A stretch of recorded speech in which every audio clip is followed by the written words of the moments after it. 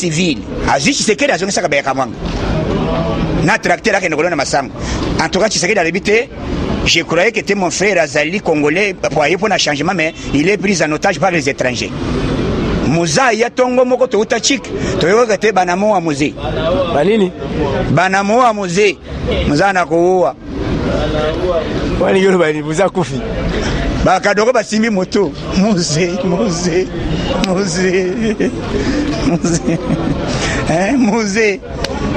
6 heures muza sumba 6 heures 6 heures mbala liboso ba mu chef de l'état mbala liboso puisque ayaka na vitesse politique à presser o bolingi bocha biso na pression jamais.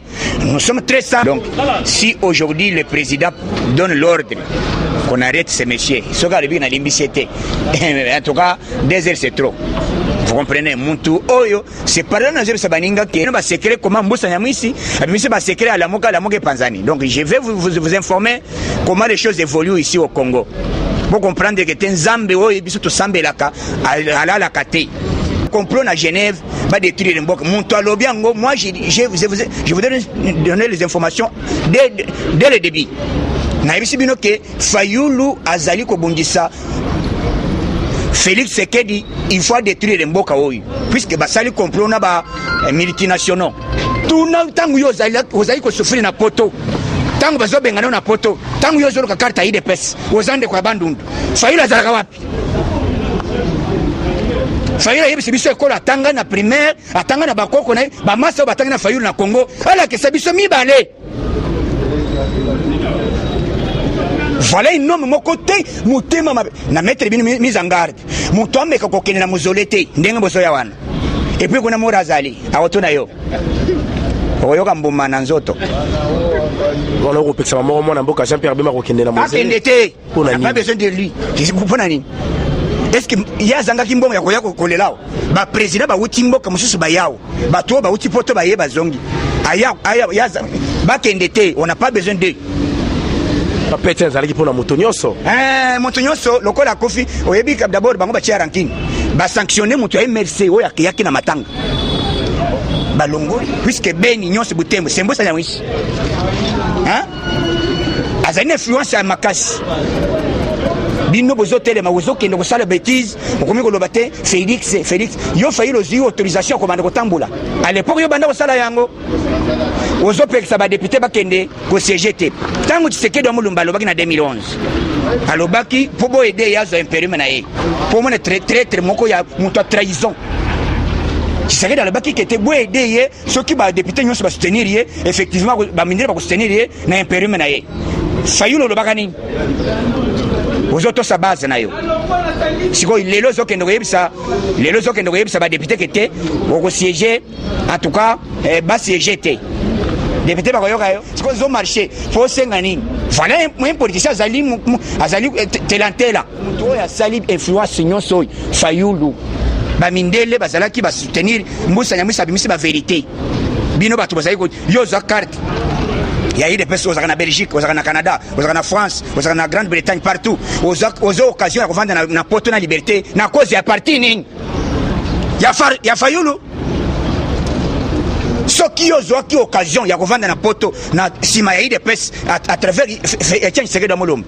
Ce qui ont commis la bêtise, qui serait maudit. Oui. Mais papa, oui, il m'a ramené ni botami. Zampangi, yebiso leki Fayulu azaka wapi? Soki Fayulu azali congolais, bazana baleki boni. Ba noko ne baza combien? Ba koko Fayulu baza combien? Atangele biso puisque azotanga Tshisekedi Félix azana papa na ye amonani. Azana ba famille mobimbezo monana. Fayulu la kisebiso photo ya bande kona yawa na Congo. École primaire makamunyoso bala kisebiso Fayulu botami wapi? Tokene pe na saboyi to botami na bango ndeko na ngai yesongolo pakala ba yebese biso leki ya Fayulu ndeko alo ba identité na ye Satana posta yukason na moni pena ke okomi na kanda son ezala na Pentagon ezala na Virginie ezala na Washington ezala na Caroline du Nord, donc presque ezala baoy bazona na Pentagon partout bazona ndangai Londres Belgique Canada, France, Grande-Bretagne, presque Allemagne, donc sont ezokindi. Tant les autres ont na Chine, ils ont na Nangwazo. Sont ezokindi partout. En tout cas, maman Angèle na Virginie, en tout cas, Nzamba batela yo. Eshima, votre magazine qui bat au rythme de l'actualité. Une réponse à vos besoins en information, un éclairage dans divers domaines. Impartial, documenté, instructif. Eshima au cœur de l'info. Retrouvez la nouvelle édition. Exclusivité. Joseph Kabila, une vie pour un empire. 4e président de la République démocratique du Congo et 17 ans passés au pouvoir. Pour y arriver, Joseph Kabila Kabange a incarné la stabilité et l'autorité. Imprévisible, tacticien et fin stratège, Kabila ne laisse rien paraître. À travers Kabila, la RDC a trouvé quelqu'un qui lui ressemble et la défend. FCC, l'art de perdre la présidentielle pour tout diriger. Province, développement du Kasaï, Dieudonné PM, tout au côte, le profil idéal. Son objectif, faire du chef-lieu de la province, Chikapa, un puissant carrefour économique. Découverte, Janine Mabunda, une femme d'exception au perchoir de l'Assemblée nationale. Focus, Gaston Moussemena, l'homme et ses traces indélébiles. Politique, honorable Kulungu Douk, l'homme qui porte les espoirs d'un Kwango valorisé. Bailon Gaïbene, le bourgmestre qui a relevé des grands défis. Géostratégie, RDC de plus en plus convoité.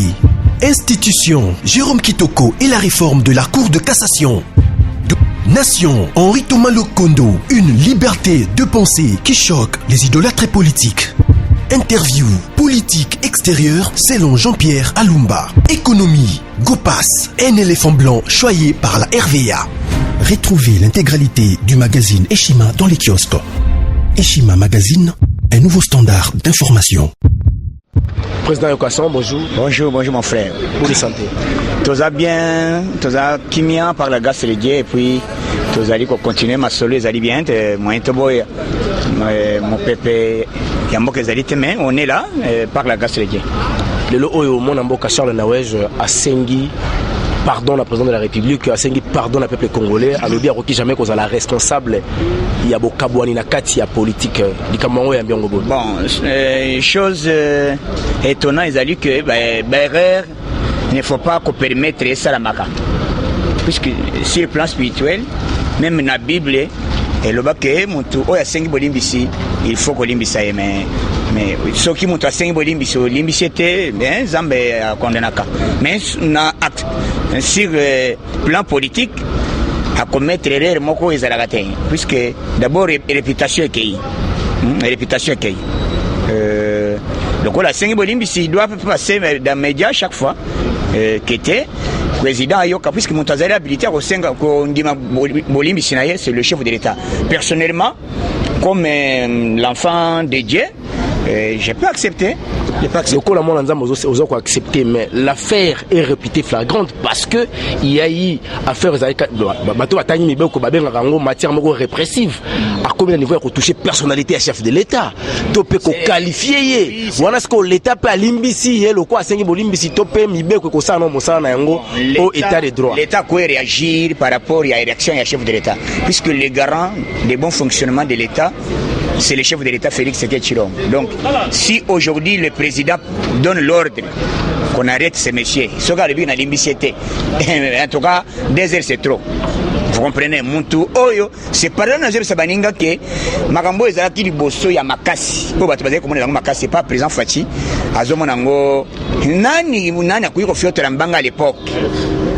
À l'époque na kati assemblée obemina kwa zo diriger yo député aux émotions les bitika Kabila Kabange lobi ko zalate obi ofingele biloko yu. Est-ce que oningo ça les 2 heures? Voilà un homme d'État, voilà un homme de compassion. Muto azali na bolingo ya Congo. Muto azali ko ça le pouvoir pour le pouvoir mais pouvoir pour le peuple. Ala kisa azanda kisa. Mais bino ba politicien, bino ba oyo bazali quoi, vous allez peut-être député, honorable jamais au ko tenir ba propos. Yeba malobanini au ko bimisa. Et puis avant d'abord ko bimisa verbe moko na kati ya liboso bato. Yeba kelo ni nozo sala conséquence nango. Voilà maintenant conséquence et réaction ezaki que FCC bo pakatambango. Hein, aux hommes. FCC soki facha kosoli na Kabila Kabang na ba Mende Lambert na Bitakwira et consort bolinga boka sa fleuve mbangu bolinga bosa désert gitante président Yokasson. oui Lelo Oyo gouvernement ezalité système il y a deux premiers ministres. Premier ministre sortant non azali ko contresigner ba accord ba faire courante. Oui. La première ministre entrant non investi. Gestion ya mboka de premier ministre. Oui. Tozozo ngaka na mambo Kabila ba quatre vice-présidents to ndenge. Non, le problème c'est quoi? Bato bazo mona contexte oyo, le quoi facile, chose facile. Vous savez que ezali na condition moko Nzambende ayebi comment yango tozo sambela mingi il faut Nzamba pesa Fatima yela makasi puisque to se trouver devant une fête accomplie. Qu'est-ce que nous devons faire pour bilo nyos bakabila kabang? Ba député banani parce que politique fachi o nini fachi ko mema pour gouverner mboka. A nommé premier ministre mais ba député talagak. Parce qu'il faut gouvernement et vendre pour investir gouvernement. C'est pour cela qu'il faut donner le temps. Ce n'est pas les choses faciles. Oui, mais pourquoi le ministère des hommes est là? Il faut que les hommes intègrent. Il faut que avancer puisqu'il y a des gens qui ont FCC changement malgré bazali sous injection il y a montisongolo pakal mais bazana posa que temboko est bon et puis na idéologie fachi projet de société où il y a le peuple d'abord où il y a Félix Tshisekedi Tshilombo comment il kokota na misala que eko kisama maintenant il faut donner le temps ndeko oyo ba nommé Ilunga le premier ministre a une idéologie malgré Chibala Zawa Naza Kwasime affaire courante mais sauf avant Chibala ça les locaux il faut le premier ministre ou Azali nommé par le chef de l'État il faut aller qu'est-ce qui se passe pour le moment Chibala ko signer document mon côté entre Chibala na Ilunga na Naza ko engager Ilunga c'est Ilunga a investi mais Ilunga soka aboyer quoi na et ko les rater c'est Ilunga qui est nommé par est-ce que Chibala ba nommé par Félix Tshisekedi non. Mais remise et reprise, c'est ça limité? Remise et reprise, sur le plan administratif. Donc il faut donner le temps. Et là, que faire tarder que le gouvernement ils allaient investir et puis le gouvernement bimaté ils allaient battre des ordres et c'est l'équipe il y a battu à peu perdre puisque à l'époque bisotan tokenda qui manifesté toboka qui est là monté to manifester peut tozongi et peu perdre temps voyez bah il y a un système il y a qui était le transition et puis na ko bimisa bino ba secret comment mbosa nyamwisi bimisa ba secret à la moka Panzani donc je vais vous informer comment les choses évoluent ici au Congo pour comprendre que Nzambe oyo biso to sambelaka ala la kate pomona kindoki ya bato ala moka basala ki complot bateka mboka mutabimisa ngolobi ezali mbosa nyamwisi na mbuke Panzani wapi bato basa très mobilisé pour la koyamba Panzani tikana lo bakana yebisio kete omoni pourquoi bandeko oyo gouvernement omeli tant des ordres de salami et puis il y a maintenant mes contentements entre nous-mêmes puisque tout le monde était en tout cas bandeko soit bazana pour ça qui était action politique action gouvernementale il y a président Félix et quand on a mis ça la tête soit bazana pour ça bloquer c'est pour cela le président et puis il était tellement fâché le président il était tellement fâché dans comportement ya bato FCC malgré Sengi Bolimbisi mais motema bato puisque ceux qui il y a des gens qui bakofi il y a des bato o biloko etumbami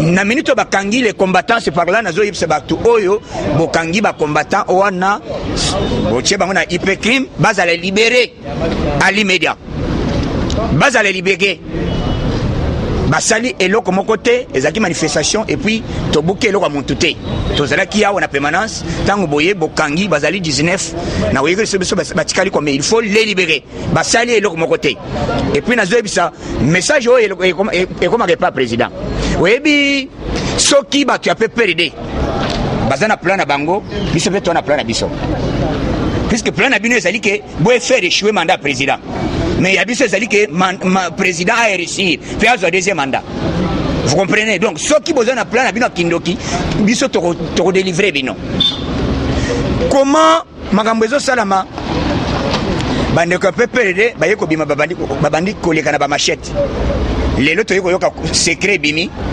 ndengeni la muka salama moi je disais aux gens que la muka ezali complot ba satanique Genève eza sika Genève Mobutu basala complot baba mamboko Genève toujours ce qui réunit na Genève eza place ya science occulte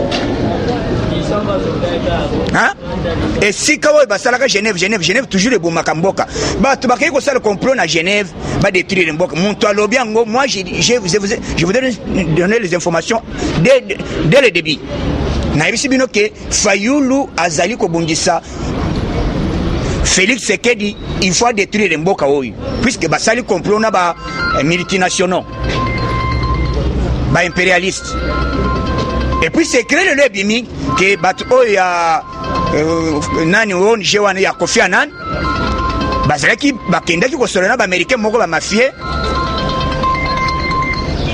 voilà ezali présent occasion azopesa penza explication moko claire concernant makambo yango mais quand on expliquer Kofi Annan na makambo azawa Kofi Annan oyebi pourquoi mbongo yoti ban epa nani Soros américain wan ndé muta financer Fayulu a financer ba Fayulu bazimbongo azisco ONG vraiment mboka na biso en tout cas tozabana nzambe puisque eloko yo euti musika Oliba peut se soutenir mutu azali na pouvoir Félix Sekedi mutu azali na yeba to bazali bakay ko soutenir mutu moko azali impopulaire un homme inconnu et puis basali eloko na ba mafia ba américain na ba français na ba belge basali complot basali Kofi Annan ba pesi mbongo Soros ya américain wana azimbongo apesi finani Fayulu soko yoki Fayulu azali ko tremeler puisque ba yebisa que était soki o changer langage o zala worzare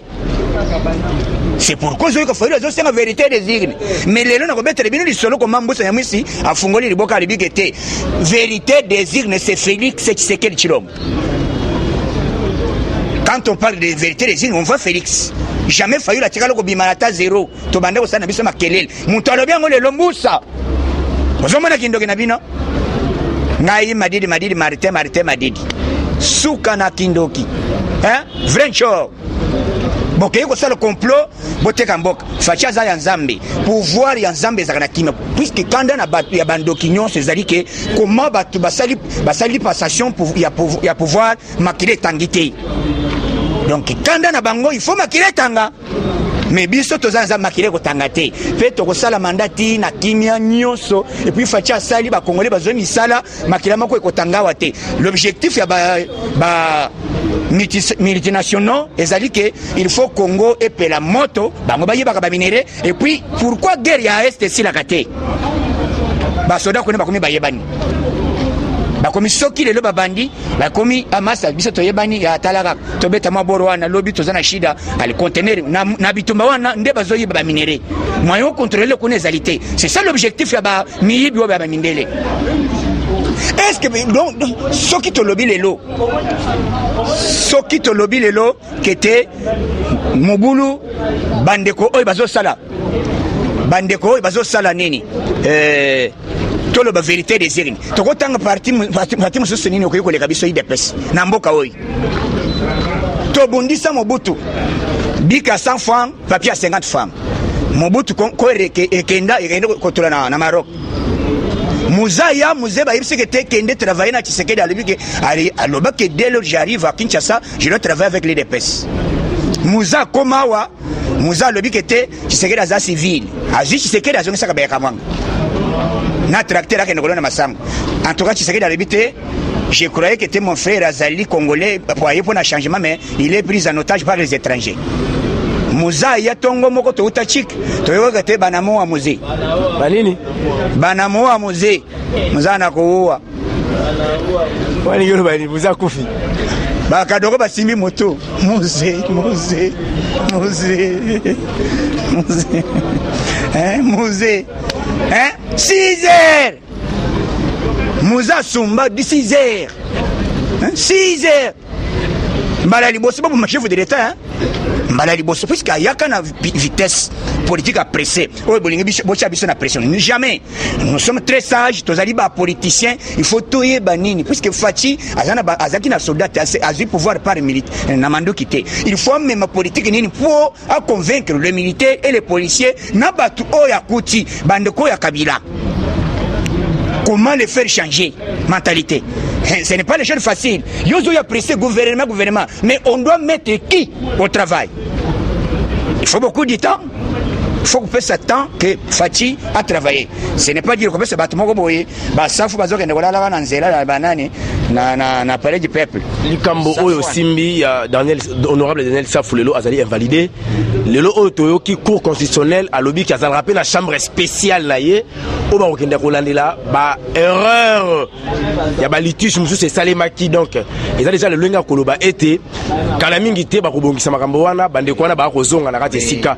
Mais article 35 de la Constitution de la République et bien que les arrêts à cour constitutionnel ils ont attaqué mais la contradiction comme côté na kati cour justice en Wambo. Si la cour est respectée logique, il y a loi T. Il doit être modifié et respecté puisque pour se dire oh le cour à l'inga qui a ça là, ce n'est pas puisque Moutou Azali peut-être na voix, azana 200 000 voix. Ce que je peux faire Moutou Azali na 40 voix. Abibia comme député.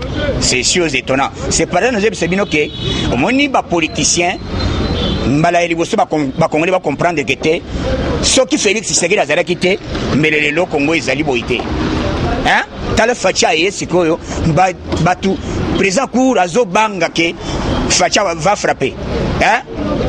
Ce qu'on m'a dit, balibite toucher commission, Facha le très vite. Il faut qu'on mette les commissions moko ouais pour résoudre le dossier wana. Donc c'est le président qui a donné l'ordre. Ezali mo tout faillu le temps puisque faillu la sali marche moi c'est retrouvé na ba maman 25 na ba papa soki 40 wazolo bazolo ka 60%. Hein? Vous comprenez batu ya ndenga wana fayulu ndenga na yebisi bino kina ko yali kamba mbusa nyamwisi puisque likambo ezali awa Mike Mukeba kenda ko lokandako abanda ko futa $900 par mois.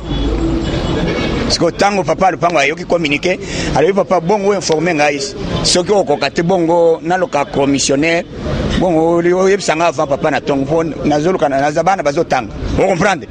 C'est pour cela que batu oy ba Mike baleka ba bêtise trop. Un politicien ou azali koleka bazope sombongo ozole kozofinga et puis monsieur nazo ka presse pengeli talanzoto minyoto hein vraiment ce qui même na bomutu boy et pengeli wana bozoka na maloba na voix tala ena nzoto kamwa hein tala ena nzoto kamwa donc batu ya bongo ozobanda kofinga ozobenga Félix Chilombo lokola mutu moko boye ya masa na yo. Ozobenga ye Chilombo lokola masa na yo. À l'époque Kabila Kabanga mbesi ba lokota yo. Fe oyo kakikete la chinye tombo yo. Basi ba lesa fimbo na ndenga diboma kinga kati. Kabila yemoka longoli ga alatiga makofi. Omoni biso batu binu bolingaka bon même président comme dictateur. Or président même libino système moko mais on est bino que même les États-Unis jamais mutako ça le marche aye parce que te marche na jo ça lelo ezapona longola nani Donald Trump jamais va permettre yo avant aussi Malika Mambusa Nyamwisi na lingi tout le makambo ya retour à Jean-Pierre Mboka Jean-Pierre Bemba kala mingi te charma na zoya na kati ya Congo ba imboka bazali penza mobiliser onga na komona na kotala bango na bili na télévision ba ko se mobiliser pour na koya ba lobi yene mutazoya na changement pour na kolinga kopesa mot d'ordre pour na likambo le 30 juin. Bon le 30 juin ezali mo kona biso ya ko sambela pour na mboka so Mbemba zoya biso nyonso toza na stade puisque messe ya action de grâce il y a alternance politique et gozala na stade. Donc c'est par là na sengi ba congolais nyonso ezali na stade ba sengi ke Fachi il faut c'est le 23 dimanche. Parce que il jambo ko yango wana place ba ko benga ba dictateur. Boyebi ke mona mboka Jean-Pierre Bemba azakoya alobi ete akozala wana liboso ya triomphal wana epai na ye pona kosala meeting. Bino boche mama ko prière pe kaka le même jour à Jean-Pierre Bemba. Pona ko empêcher beaucoup banga nini. Sainte-Thérèse acha na ba pisika izebele. Stade tozali ko sala messe. Et puis prière ezotoka. Ezobanda 6h. Ambongo mtakosala ngo. Même ya ba église réveil nyonso. Église réveil nyonso tokoza na prière ya makasi pona ko bonde pona mboka ezobanda samedi ti dimanche. Di samedi za pour les mamans. Dimanche ezali pona ba congolais nyonso tokende to sambela pona mboka changement puisque mboka oyo batimola ka libulu ya makasi pa Marshal. Ce que vous comme ya Marshal et bien oui signification nango comprendre. Mboko batimoli libulu na musée. Après Kabila Kabang batimoli libulu. Donc ezo senga to pikola mboko esika bateka yango. Faut Fachi quoi longa masolo bien. Spirituellement il faut d'abord to livrer mboka. C'est pour cela prière ezali dimanche le 23.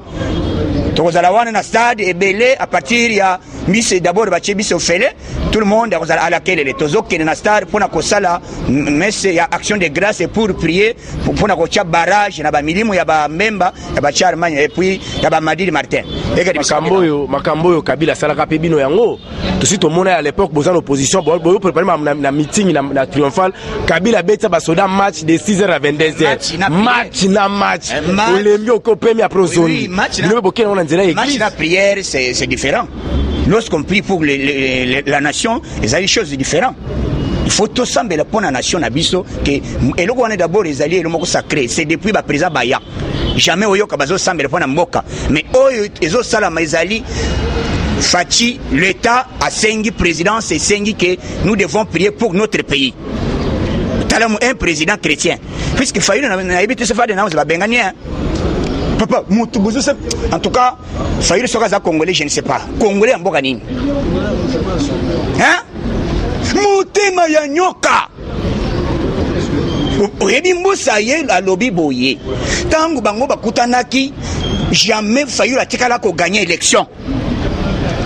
Bango babutike kaka eloko moko parle mbongo na financer BBC, ba financer RFI, ba financer TV5, ba financer France 24. Ba financer ba lobbying wana ya ba américain, na ba français, na ba belge, c'est pour cela oyo kaki makelele Fayulu. Ba lobby bango nde basala ki Fayulu. Wana mbusa nyamwisi hier. À ce point de presse. Il a l'accès à l'équinaye, Alex Papa à l'équinaye, Alex Balco naye. Bazalaka na famille nini. Ils ont dit maté kaza congolais. Est-ce que ngai naza congolais? Pour na kola que tenga na za tributaire na kobete boy tiko. Faila yebisa biso ekolo naye ko bana mosisa tina suka. Ba koko naye ba noko naye ba lekinaye. Allo ba famille naye. Depuis Faila za wana tikala ko ba kikongo te. Mutema ya nyoka sans effet okosoka na koma na Yesu milimo ya mbindo hein voilà une homme moko papa bande ko balobi ke ba Fayulu tikala ko gagner c'est mbusa nyamwisi hier alobi Fayulu tikala ko gagner élection te babutika ke lokwana pona ko chana bango kaka makelele mais bino bande ko ya poto bozoyina Félix Sekedi bozaki ba diaspora yo noko na yo pose carte ozo po kende poto ozo carte ya IDPS et personne comment laisser passer et personne vit si ma IDPS Fayulu azalaka wapi moment wana Fayulu azalaka wapi tangu famille yo mutu nyonso akenda poto soko za na carte ya IDPS te ozo liberté te yango nde opesa kanda nazo tuna yo tuna tangu yo ozali ko souffrir na poto tangu bazo bengana na poto tangu yo zolo ka carte ya IDPS ozande kwa bandundu Fayulu azalaka wapi Fayulu yebisa biso ekola atanga na primaire atanga na bakoko na ba masa batanga na Fayulu na Congo ala ke sabiso mibale voilà un homme moko te mutema na mettre bino mise en garde mutu ameka kokene na muzole te ndenga bozo ya wana et puis kuna morazali awotona yo oyoka mbuma na nzoto wana okopekisa mama na mboka Jean-Pierre Bemba kokende na muzele akende te pas besoin de lui mpona nini est-ce que yazanga kimbongo yakoya kolelao ba président ba wuti mboka mususu ba yao ba to ba wuti poto ba yeba zongi aya yaza ba kende te on n'a pas besoin de papete zalaki pona motonyoso motonyoso lokola kofi oyebi d'abord bango ba tia ranking ba sanctionner moto ya MRC oya yaki na matanga ba longolie ba suspendre na porte-parole soka zalaki porte-parole ya la moka soka zakina ba longolie puisque a participer à kina matanga bon siko yazo ke ne sani na mozole pour ça l'incantation to boy bandoki oyo balingi Congo te yango omoni soki nazo sala omoni réaction na biso soki Congo biso ba le IDPS ezaki na pouvoir te mbele Congo etekami mutu alobi yango ezambusa nyamwishi alobi objectif na bango ezalaki ke bazia na Congo po bamindele babanda koyiba alobi jeudi oyo ngai nazoloba ngai d'abord mbusa nyamwishi azali na influence makasi koleka Fayulu aza na gaz te puisque Beni nyonso Butembo c'est mbusa nyamwishi hein azali na influence ya makasi bino bozotelema bozokende kosala bêtise okomi koloba te Félix yo failli ozwi autorisation komanda kotambola à l'époque yo banda kosala yango ozopekisa badepute bakende kosiege te ntango Tshisekedi wa Mulumba alobaki na 2011 alobaki mpo boyede yazwa imperium na ye mpo omona traître moko ya moto ya trahison Tshisekedi alobaki kete boyede ye soki badepute nyonso basoutenir ye effectivement baministre bakosoutenir ye na imperium na ye Fayulu olobaka nini ozotosa base na yo sikoyo lelo ozokende koyebisa badepute kete okosiege en tout cas basiege te député bakoyoka yo bangwana bazowelela poste et puis okoki komarché sikoyo ozomarché po osenga nini voilà un politicien azali telantela soko osengi ke obina kofi mpe na fali azosenga badanser kende kobina mabina ke osalaka babétise ya pambapamba un politicien akoki kozala bayebisi biso ke moto oyo asali influence nyonso oyo Fayulu bamindele bazalaki basoutenir mbusa nyamwisi abimisi bavérité bino bato bazali yo ozwa carte ya UDPS ozalaka na Belgique ozalaka na Canada ozalaka na France ozalaka na Grande-Bretagne partout ozwa occasion ya kovanda na poto na liberté na cause ya parti nini ya Fayulu soki ozwaki occasion ya kovanda na poto na nsima ya UDPS à travers Etienne Tshisekedi wa Mulumba soki ozokomi koloba bêtise tu serais maudit oui mais papa oyebi makambo nini enini ebotami ompangi Fayulu aza mpangi yebisa leki ya Fayulu azaka wapi soki Fayulu azali congolais aza na baleki boni banoko ne baza combien bakoko Fayulu baza combien atangele biso puisque azotanga Tshisekedi Félix aza na papa na ye amonani aza na bafamille mobimba ezomonana Fayulu alakisa biso foto ya bandeko na ye awa na Congo école primaire makambo nyonso balakisa biso Fayulu abotami wapi tokende mpe na ndile esika Fayulu akole alakisa biso ke tetala bamasa boye tobotami na bango ndeko na ngai ye songolo pakala bayebisa biso leki ya Fayulu ndeko aloba identité na ye satana posta yokason na moni pena ke okomi na kanda to chite penza awa message no ko pesa na ba diaspora et puis ko pesa na ba imboka bazala awa na kati mboka Congo. Oui, message ezali ke omoni soki moto azosala politique ya motema mabe efutaka te. C'est pour cela nous devons prier pour notre pays. Voilà maintenant loko ezali lusambo ezali spécial dimanche samedi c'est pour les mamans et dimanche c'est pour tout le monde. Donc to sangana e banda 10h nous devons prier pour notre pays. Ngai na ibisibino ke moi je vous ai donné des informations dès le début. Élections à la vert, c'est moi ngai soki boyebi ngai bien ngana le basson na le biké élections à la vert et à la rouge Félix chef de l'état na yebisi bino que tozali soutenu par les américains avant que bino vos informations c'est moi qui vous ai donné les informations dès le début na yebisi bino que Trump azali sima fati même makambozo bo bayambi ete mais yo pays sala pe kabani ozana noko na oyebani kende na États-Unis ba betre pe 21 canon kende ba yamba na tapis rouge ba sala pe makelele Fayulu afinga ambassadeur ya États-Unis azanga agent marketeur ya Félix alebite tondimi natika balobi ba Américain batika ko soni bayebi Fayulu te Fayulu ba miyibi nde basalaki Fayulu Fayulu Madidi Martin vrai cho mutema ya nyoka bokozika na moto bokozika na moto ekozikisa bino ndenge bokomi kotelemela président puisque avance mboka ebonga te mboka oyo ekobonga avec Félix Tshisekedi tozali tukosambela nous sommes des chrétiens tokodélivrer milimo nyonso eza na kati na bino ekokende bisika bikaoka tala mitema mabe donc biso dimanche congolais tozali mobilisé kuna bakomi kosenga nani oyo ce comme nous avons mis la politique il y a aucun retour et puis tous pressé pour le gouvernement il faut que luka banani et puis tu que la face na biso te que président ça na posa sala bwa sala boy non wana ko yebate wana zali cuisine interne o ngana zoloba mususu na bombaka pona ko bimisa nyonso te na la question na yebise te ko zala boy mboka ezobonga pourquoi facha zokende boy le président est en train de faire les contacts pour que amema sachet papa yena sachet pour ma petite balia en désordre baboya basambwa il faut boyoka son tina hiyo ba chinois kuna donc nyata bor toleka to boyoka son nana boya masolo ya IDPS son izalia wa izo yokanati monde entier. Nous sommes derrière le président pour action na yeboy puisque effectivement tant que banda ko c'est bino que la moka ba un objectif ya mboka bongate ba un objectif ya côté kamboka. Mon tapé cette formation l'un des membres ya la moka Mbusa Nyamwisi. Les membres très influents na kati ya la moka.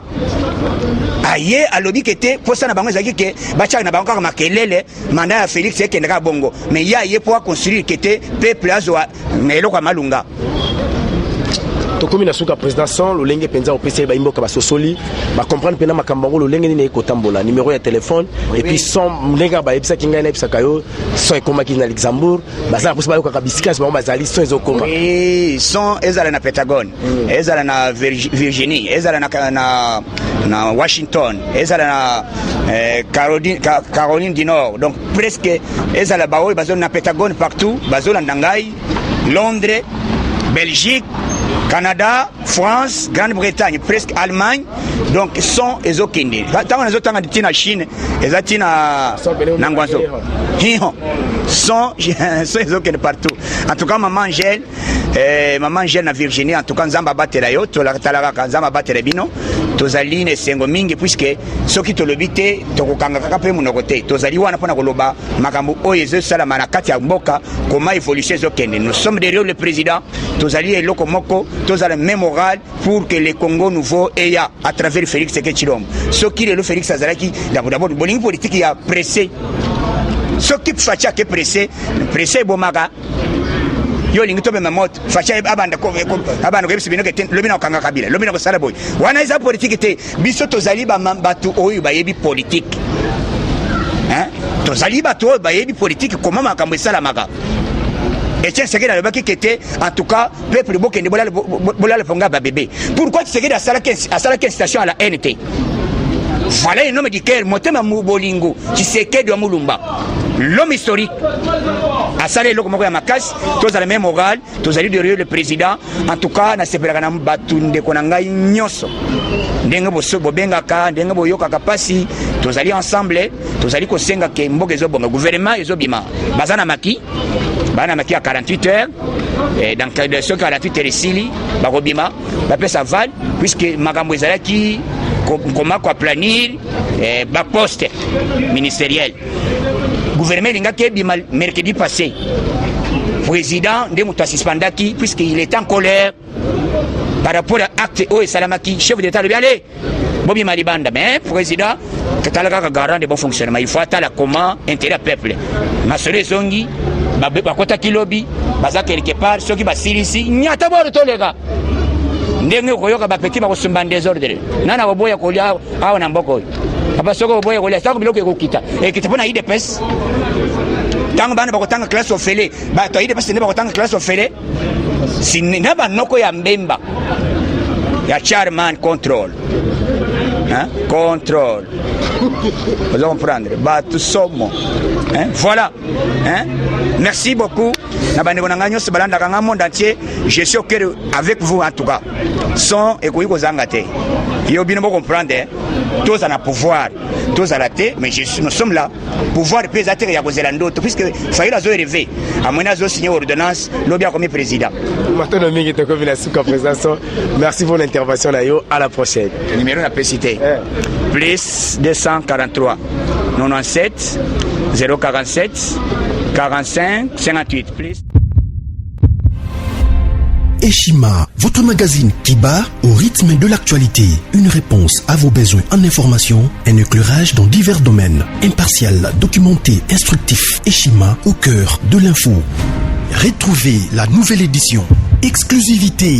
Joseph Kabila, une vie pour un empire. 4e président de la République démocratique du Congo et 17 ans passés au pouvoir. Pour y arriver, Joseph Kabila Kabange a incarné la stabilité et l'autorité. Imprévisible, tacticien et fin stratège, Kabila ne laisse rien paraître. À travers Kabila, la RDC a trouvé quelqu'un qui lui ressemble et la défend. FCC, l'art de perdre la présidentielle pour tout diriger. Province, développement du Kasaï, Dieudonné PM, tout au côte, le profil idéal. Son objectif, faire du chef-lieu de la province, Chikapa, un puissant carrefour économique. Découverte, Janine Mabunda, une femme d'exception au perchoir de l'Assemblée nationale. Focus, Gaston Moussemena, l'homme et ses traces indélébiles. Politique, honorable Kulungu Douk, l'homme qui porte les espoirs d'un Kwango valorisé. Bailon Gaïbene, le bourgmestre qui a relevé des grands défis. Géostratégie, RDC, de plus en plus convoité. Institution, Jérôme Kitoko et la réforme de la Cour de cassation. Nation, Henri Thomas Lokondo, une liberté de pensée qui choque les idolâtres politiques. Interview, politique extérieure selon Jean-Pierre Alumba. Économie, Gopas, un éléphant blanc choyé par la RVA. Retrouvez l'intégralité du magazine Eshima dans les kiosques. Eshima Magazine, un nouveau standard d'information.